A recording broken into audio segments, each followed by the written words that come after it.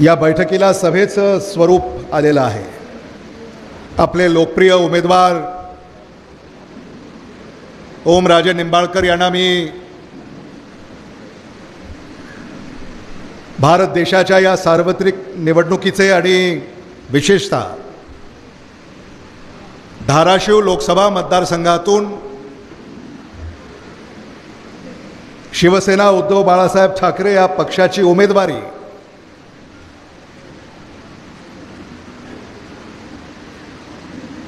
त्यांना मिळाली आणि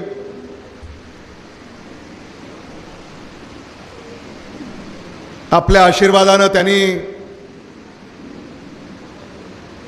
काही महिन्यापासून प्रचाराच्या कामाला सुरुवात केली।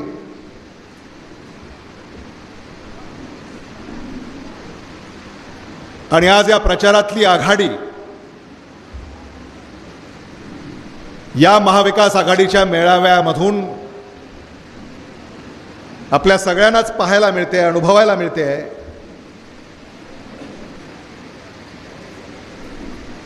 ओमराजे निंबाळकर हे विजयी झाले असं जर मी घोषित केलं तर ते अतिशयोक्तीचं होणार नाही, हे मला मुद्दामून या ठिकाणी सांगितलं पाहिजे। उमेदवार शिवसेनेचे आहेत, पण भारावून गेलेत राष्ट्रवादी काँग्रेस पक्षाचे आणि काँग्रेस पक्षाचे।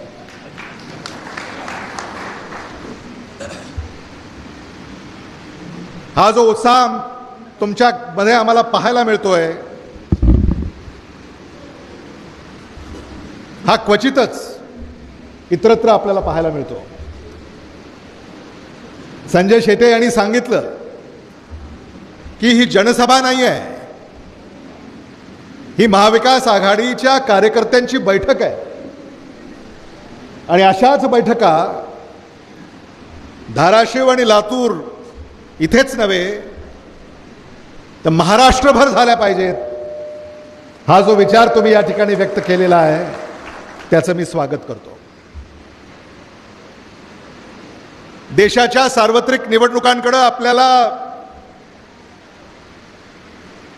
गांभीर्यानं पाहावं लागेल। देशाचं भवितव्य घडवणारी ही निवडणूक आहे। या देशाची सूत्र कोणाच्या हाती द्यायची आहेत याची ही निवडणूक आहे। अनेक पक्ष प्रचार करतील,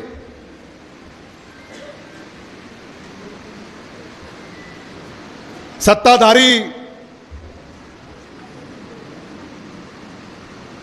भारतीय जनता पक्षाने स्वबळाचा नारा दिला होता, आपण विसरलेले नाही आहोत।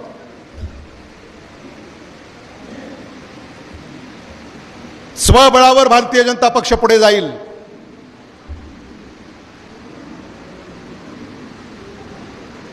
पण ते काही शक्य झालं नाही।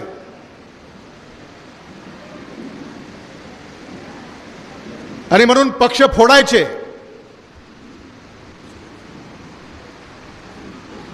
आमदार खासदार विकत घ्यायचे आणि सत्ता स्थापन करायची, हे धोरण यांनी स्वीकारलं। महाराष्ट्रामध्ये पाठिंबा जेव्हा कमी होतोय असं जाणवलं,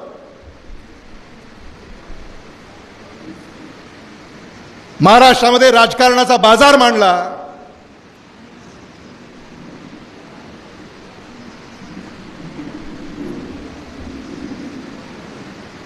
आमदार खासदार यांची खरेदी विक्री सुरू झाली। हे दुर्दैवी आहे। लोकशाहीचा गळा घोटण्याचं काम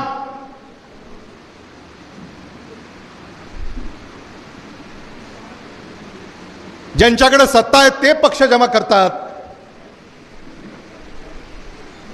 तेव्हा सामान्य माणसाला बदल घडवावा लागतो। आणि तो बदल घडवण्यासाठी आपण इथं एकत्रित आलेले आहोत।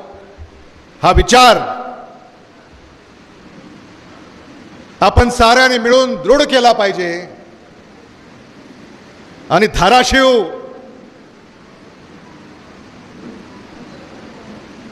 ही आई जगदंबेची मातृभूमी आहे, ही भूमी आहे.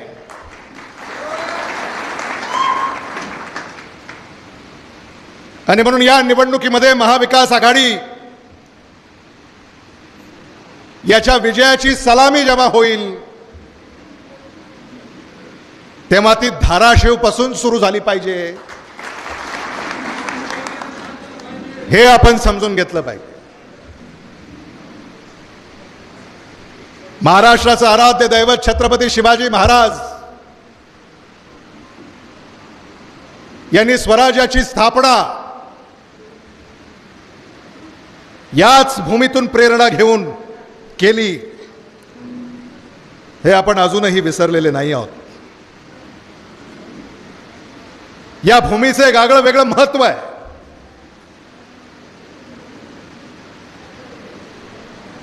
ही भूमी दिशा दर्शवणारी भूमी आहे. मी देखील आज धाराशिव जिल्ह्यातून आपण सारेच प्रेरणा घेतोय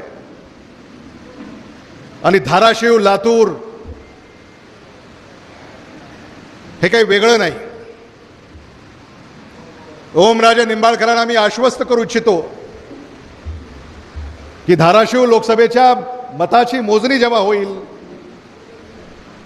तेव्हा लातूर जिल्ह्याचा औसा ही विधानसभा ही सर्वाधिक मताधिक्य तुम्हाला देईल, ही खात्री या निमित्तानं मी देऊ इच्छितो. कारण आम्ही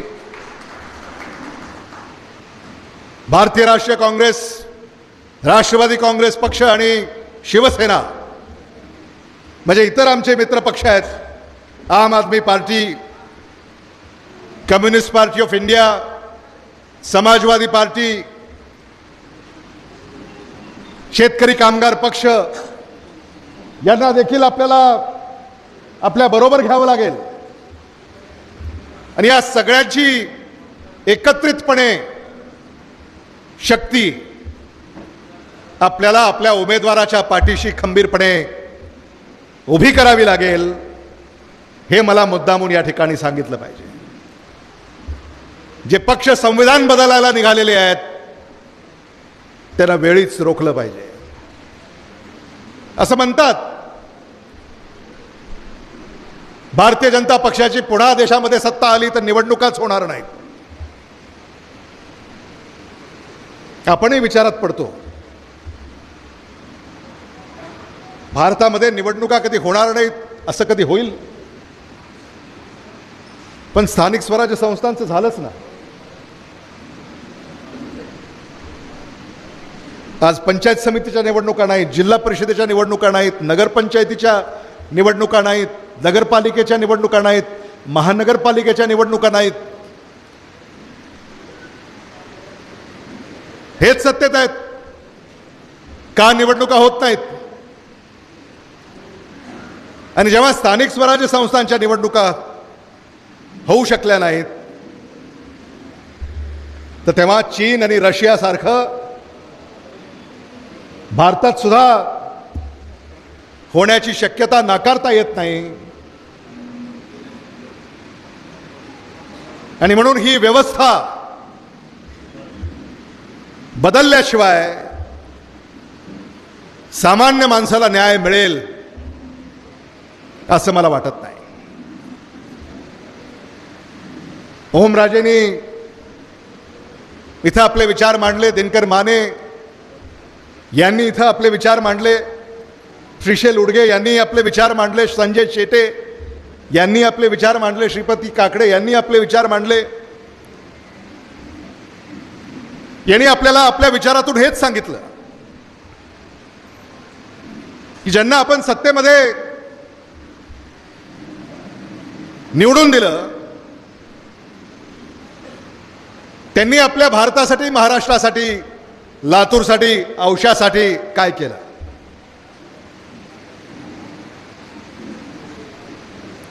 हे करणार, ते करणार, हे झालं, ते झालं, एवढा निधी आला तेवढा निधी आला, निधीवर जोर आहे. निधी. राज्याचे नेते सुद्धा म्हणतात निधीसाठी आम्ही सरकारमध्ये गेलो.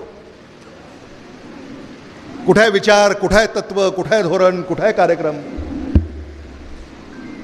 किमान लाजे खातर सामान्य माणसाच्या अडचणी दूर करण्यासाठी आम्ही सत्तेत गेलो एवढं जरी म्हणाले असते तरी आब राहिली असती. पण निधीसाठी गेलो. आणि या निधीचं काय होतं हे दिनकर मानेने आपल्याला सांगितलं. एक खिडकी योजना कसं काय जमतं हे मला अजून तरी कळालेलं नाही. एक खिडकी योजना. भ्रष्टाचार एवढा वाढलाय, एवढा फोपावलाय, सामान्य माणसं भरडून निघालेत. ओमराजे, आता तुमचा तर एवढा दांडगा जनसंपर्क आहे. मी जेव्हा आमच्या काही सरपंचांशी चर्चा करत होतो तेव्हा ते असं म्हणाले की एखाद्या शेतकऱ्याला शेतामध्ये गोठा जरी पाहिजे असला तरी त्याचा दर 10,000 रुपये आहे. गोठा.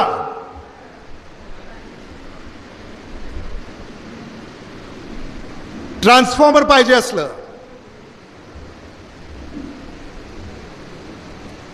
त्याचाही दर ठरलेला आहे. आणि पुन्हा सूचना आहे की पट्टी करा. घरकुल, विजेचं कनेक्शन, डीपी, विहीर, शेळ्या, मेंढ्या, म्हशी, गाई, कुठल्याही योजनेला पैसे मोजल्याशिवाय सामान्य माणसाला योजना मिळत नाही. हे या महायुतीचा कारभार या महाराष्ट्रामध्ये सुरू आहे. याला कुठेतरी रोखण्याची वेळ आलेली आहे.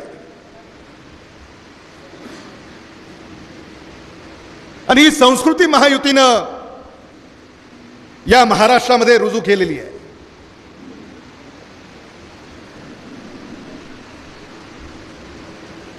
हे आपण बदलणार आहोत की नाही? आदरणीय विलासराव देशमुख साहेब या राज्याचे 8 वर्ष मुख्यमंत्री होऊन राहिले. त्या काळामध्ये कधी सामान्य माणसाला एखाद्या योजनेसाठी पैसे मोजावे लागत होते असं चित्र कधी आम्ही ऐकलं नाही, पाहिलं नाही, अनुभवलं नाही. विकासाची गंगा सामान्य माणसाच्या दारापर्यंत खेचून आणण्याचं काम त्या काळामध्ये आपण साऱ्यांनी केलं. आणि आज मात्र विकासाची गंगा सामान्य माणसाच्या दारापर्यंत येण्या अगोदरच त्या गंगेचं पाणी कुठं कुठं मुरतंय हे आपल्या सगळ्यांना ठाऊक आहे.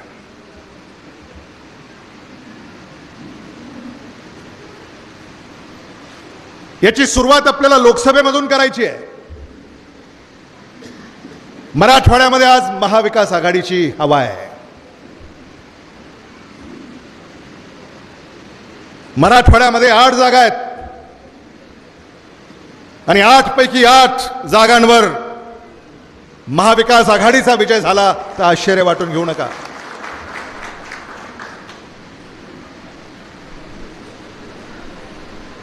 आरक्षणाचं राजकारण केलं. धर्माधर्मामध्ये द्वेष, जाती जातीमध्ये द्वेष. मागेल त्याला शेततळ अशी योजना होती. मागेल त्याला शेततळ. आणि याच सत्ताधाऱ्यांनी मागेल त्याला आरक्षण ही सुद्धा योजना सुरू केली. मराठा आरक्षण, धनगर आरक्षण, लिंगायत आरक्षण, मुस्लिम आरक्षण.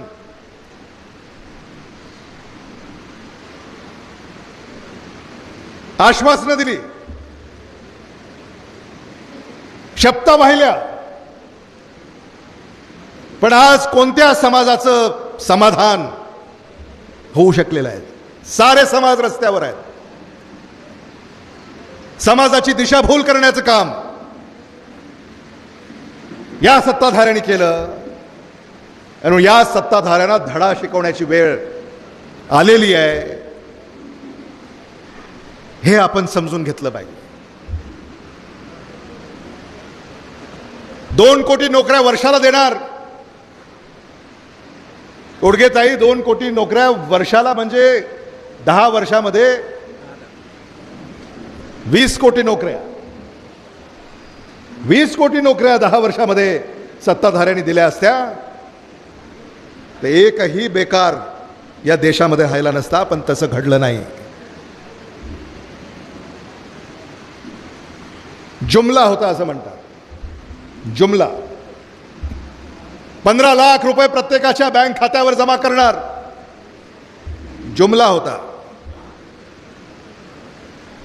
शेतीमालाला हमी भाव देणार जुमला होता. महिलांची सुरक्षा करणार जुमला होता.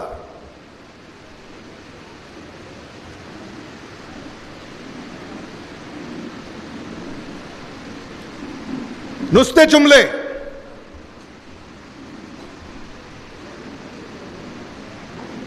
एवढी फसवणूक या सत्ताधाऱ्यांनी केली. आता यांच्यापासून आपण सावध राहिलं पाहिजे. पारदर्शक कारभार असं सत्ताधाऱ्यांनी सांगितलं.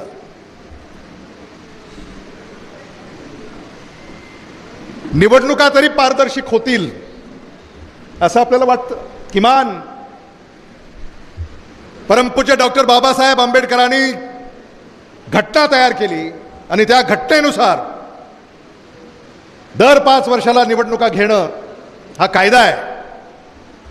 त्या निवडणुका तरी पारदर्शक होतील, त्याला गालबोट लागणार नाही. पण तिथंही निवडणूक रोखे आणले आणि त्या निवडणुकांचं देखील बाजार मांडला. हे आपण सहन करणार आहोत का? हे आपल्याला पटतंय का? प्रत्येक कार्यकर्त्याचं आता महिनाभर हेच काम आहे मतदान होईपर्यंत की हे मुद्दे आपण मतदारांपर्यंत घेऊन गेलं पाहिजे. तुमच्यापर्यंत हे अनेक मुद्दे आलेले आहेत.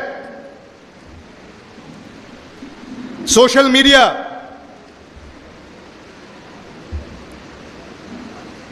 सोशल मीडियात ही माहिती तुमच्या फोनमध्ये येते आणि म्हणून आता ओमराजे यांच्यापेक्षा आणि माझ्यापेक्षा दिनकर मानेंना तुम्ही जरा फॉलो करा.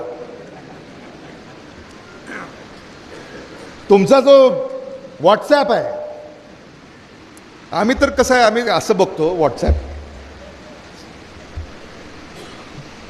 असेल, मुलीचं लग्न करायचं असेल, शाळा, पक्ष फोडले, सरकार पाडलं आणि आता हे महायुतीचं सरकार राज्यामध्ये सत्तेवर आहे. आज त्यांना उमेदवारही सापडत नाहीत. धाराशिवचंच उदाहरण घ्या. भारतीय जनता पक्ष, राष्ट्रवादी काँग्रेस पक्ष, अजित पवार, शिवसेना, एकनाथ शिंदे, विचार नाही, आचार नाही, बैठकीतच बसून ठरवतात. म्हणजे आता आपण असं ठरवावं की ह्याला त्या पक्षात द्या, त्याला ह्या पक्षात घ्या, ही जागा त्याला सोडा, ती जागा तुम्ही घ्या, असंच चाललंय. म्हणजे नाशिकचंच उदाहरण घेतलं तर हेमंत गोडसे काही का असे ना सच्चा शिवसैनिक आपण असं म्हणू, त्या काळातला काय अवस्था आहे आज. भारतीय जनता पक्ष म्हणते ती जागा आम्हाला द्या, राष्ट्रवादी काँग्रेस पक्ष म्हणते ती जागा आम्हाला सोडा. असं हे राजकारण महाराष्ट्रामध्ये सुरू आहे. मग अशा राजकारणाला आपण बळी पडणार आहोत का? तुमचा विचारच नाही, सामान्य माणसाचा विचारच नाही. सामान्य माणसासाठी काय कार्यक्रम आहे?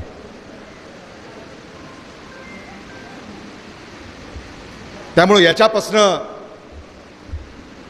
आपल्याला सावध व्हावं लागेल आणि मतदारांना सावध करावं लागेल. मशाल हे ओमराजे यांचं चिन्ह आहे.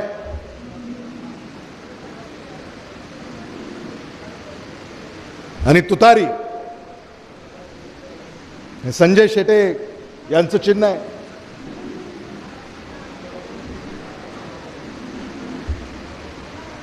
आमचं चिन्ह हात आहे.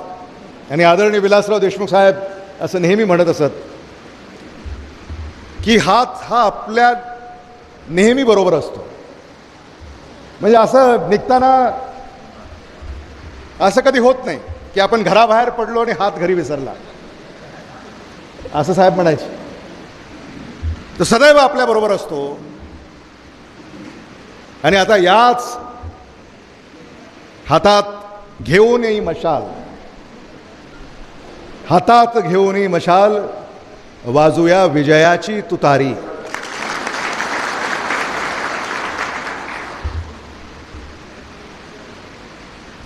जो होता है वो अच्छे के लिए होता है असं आपण म्हणूया. आणि मशाल सुद्धा शिवसेनेच्या धगधगत्या विचाराचं प्रतीक आहे. हे विचार धगधगते आहेत, धगधगत्या विचाराचं प्रतीक आहे. त्यामुळे ही मशाल धाराशिव लोकसभा मतदारसंघातल्या प्रत्येक घरामध्ये आपल्याला घेऊन जायची आहे.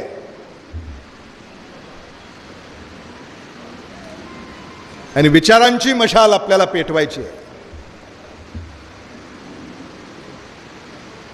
आई तुळजाभवानीच्या मंदिरामध्ये सुद्धा जेव्हा जागर होतो तिथेही मशालीचा उपयोग केला जातो. आणि आपल्याला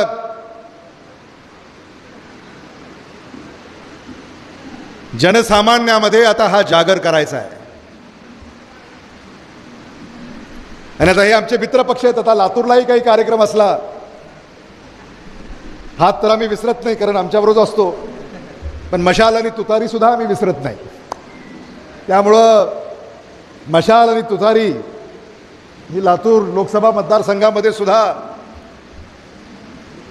आम्ही सदैव आमच्याबरोबर आमचे मित्रपक्ष, त्याचे नेते, कार्यकर्ते, चिन्ह हे असतात. आणि हे जे ऐक्य इथं आम्हाला पाहायला मिळतं आहे तेच ऐक्य महाराष्ट्रभर हे आपल्याला पाहायला मिळतं आहे. आणि इथून आपण धाराशिवमधून सुरू करूया, औशातून सुरू करूया.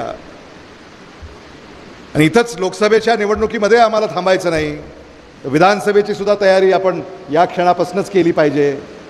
आणि महाराष्ट्रामध्ये सर्वसामान्यांचं सरकार कसं निवडून येईल यासाठी आपण कामाला लागलं पाहिजे. व्यासपीठावरचे आमचे सगळे व्यासपीठासमोरचे तर सारे एक झाले. व्यासपीठासमोरचे सारे एक झाले का सांगा जरा, हात वर करून त्यांना सांगा तर हात वर करून झाले का? अहो हात वर करा काकडे. श्रीपती काकडे म्हणजे काय भारी व्यक्तिमत्व आहे, फार उशिरानं असते. एक आहोत आपण. येस. आणि हेच ऐक्य, हीच एकता ही महाराष्ट्रामध्ये उद्या.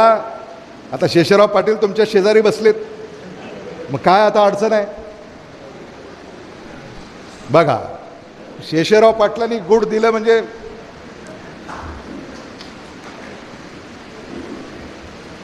तेव्हा आम्ही सगळे एक आहोत. व्यासपीठावरचे सारे नेते प्रामाणिकपणे, हेच धाराशिवमध्ये, हेच लातूरमध्ये, हेच नांदेडमध्ये, हेच बीडमध्ये, हेच जालन्यामध्ये, हेच हिंगोलीमध्ये, हेच परभणीमध्ये आणि हेच छत्रपती संभाजीनगरमध्ये. आमचा लढा तुमच्यासाठी आहे. हा काही आमच्यासाठी हा लढा आम्ही लढत नाही आहोत.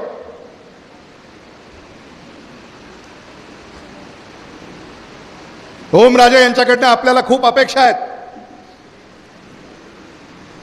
भारतामध्ये इंडियाचं सरकार आल्यानंतर कुणास ठाऊक मंत्री व्हाल,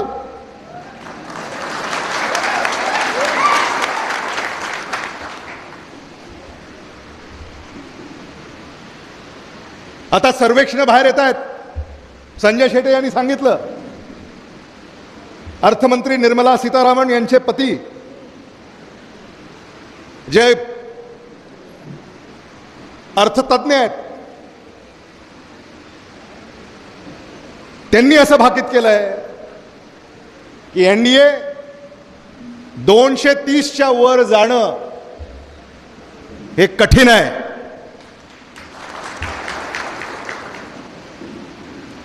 आणि असं जर घडलं तर इंडिया हे 280च्या घरामध्ये जाईल आणि इंडियाचं सरकार या भारतामध्ये सत्तेवर येईल. आणि म्हणून मग आपला उमेदवार हा खासदार झाला पाहिजे, ही खोनगाट आपण उराशी बाळगा. केंद्रातल्या योजना, राज्यातल्या योजना, सिंचनासाठी पैसे आपल्याला आणता येतील, शिक्षणासाठी पैसे आणता येतील, उद्योगासाठी पैसे आणता येतील, नद्या जोड प्रकल्पांसाठी आपल्याला पैसा आणता येईल. मराठवाडा वॉटर ग्रिड या योजनेला आपल्याला पैसा आणता येईल. केंद्रीय विद्यापीठं जी मराठवाड्यामध्ये फारशी आलेली नाहीत, आम्ही सांगितलं होतं खासदारांना, लातूरच्या एखादं केंद्रीय विद्यापीठ आणा लातूरला, वंदे भारत रेल्वे सुरू करा, IIT, IIM, एम्स, काही नाही. केंद्रातली मराठवाड्यामध्ये 10 वर्षामध्ये म्हणावी तशी योजना झाली नाही. मराठवाडा कोच फॅक्टरी आली, पण दर 5 वर्षाला त्याचं काहीतरी ते उद्घाटन करतात, दर 5 वर्षाला.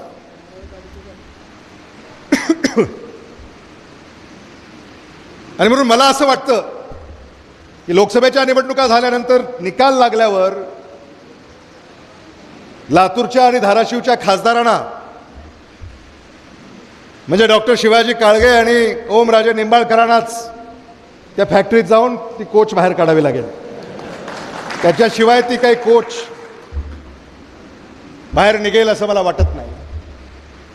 तिथं नोकऱ्या मिळणार होत्या याच जिल्ह्यातल्या, म्हणजे मराठवाड्यातल्या तरुणांना नोकऱ्या नाहीत.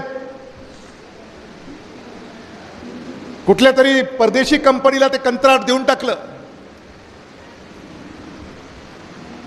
आणि असंच चाललेलं आहे. म्हणजे राहुल गांधी जे नेहमी म्हणतात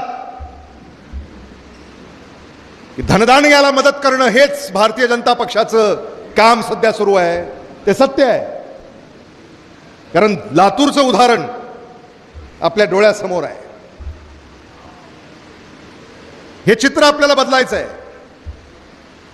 केंद्र सरकार, राज्य सरकार याच्या भविष्यामध्ये माध्यमातून आपल्याला उद्योग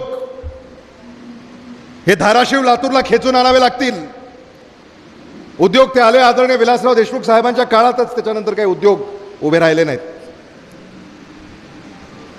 आणि मग हे प्रयत्न आम्ही करू. औशामध्ये सुद्धा औद्योगिक वसाहत होते असं मी ऐकलं. त्याचं काम कुठपर्यंत आलंय मला माहिती नाही.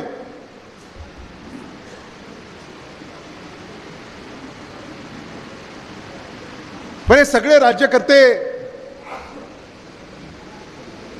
व्यावसायिक झालेले आहेत. ती जुनी आता काहीतरी नवी होते असं मी ऐकतोय. आता खासदारांकडे म्हणजे औसा पॉइंट जो आहे, औसा चौक, तिथं जी वाहतुकीची कोंडी होते सारखी, तिथं जो काही उड्डाणपूल करायचा आहे, तर मला असं वाटतं आपण निवडून आल्यानंतर भारत सरकारकडनं तिथं उड्डाणपूल व्हावा अशी सामान्य माणसाची मागणी आहे. फक्त त्या भिंती होऊ नयेत असं त्यांचं म्हणणं आहे. म्हणजे पिलर्स, कॉलमवर, जेणेकरून तिथला जो व्यापार आहे त्या व्यापाऱ्यावर कुठली गदा येणार नाही अशी सामान्य माणसाची अपेक्षा या निमित्तानं आहे. औशामध्ये आपल्याला विशेष लक्ष द्यावं लागेल, कारण आपण धाराशिव जिल्ह्याचे आहात आणि औसा हा लातूर जिल्ह्याचा भाग आहे आणि म्हणून जेव्हा धाराशिव जिल्ह्याचा आपण विकास कराल लोकप्रतिनिधी म्हणून, तेव्हा झुकतं माप हे औशाला आपण द्यावं अशी एक विनंती या निमित्तानं मी करणार आहे. आणि खरं म्हणजे ओमराजे यांचा लातूर जिल्ह्याच्या समाजकारणासाठी, राजकारणासाठी, सामाजिक एकतेसाठी सुद्धा आम्ही उपयोग करून घेत असतो.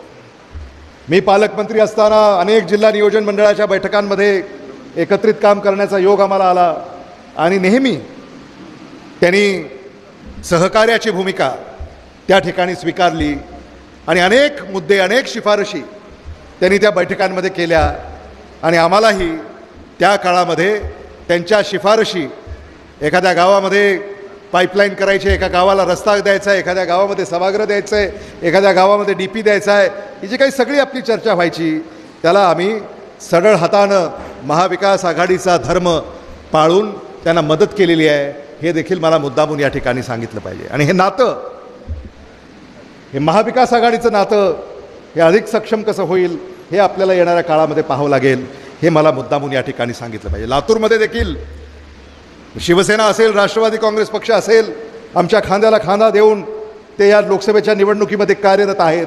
आणि मी देखील आपल्याला आश्वस्त करू इच्छितो की जिथे राष्ट्रवादी काँग्रेस पार्टी, जिथं शिवसेना आघाडीवर आहे, तिथं त्यांच्या खांद्याला खांदा लावून काँग्रेसचे नेते आणि कार्यकर्ते जीवाचं रान केल्याशिवाय राहणार नाहीत, हे देखील मला मुद्दामून या ठिकाणी सांगितलं पाहिजे. यापेक्षा अधिक भाष्य करण्याची आवश्यकता आहे असं मला वाटत नाही. बऱ्याच वेळापासून आपण या ठिकाणी उपस्थित आहात. संध्याकाळी कासार शिर्शीला असाच एक मेळावा आपण आयोजित केलेला आहे आणि तिथं आपल्याला सगळ्यांनाच त्या ठिकाणी जायचं असल्यामुळे आपण मोठ्या संख्येनं या ठिकाणी उपस्थित राहायला याबद्दल मी मनापासूनचे आभार व्यक्त करतो. आणि या धाराशिव लोकसभेच्या निवडणुकीसाठी आमचे स्नेही ओमराजे निंबाळकर, जे शिवसेना उद्धव बाळासाहेब ठाकरे पक्षाचे अधिकृत उमेदवार आहेत, महाविकास आघाडीचे ते नेते आहेत, त्यांना माझ्या आणि आपल्या सगळ्यांच्या वतीनं हार्दिक हार्दिक शुभेच्छा व्यक्त करतो. थांबतो. धन्यवाद. जय हिंद, जय महाराष्ट्र.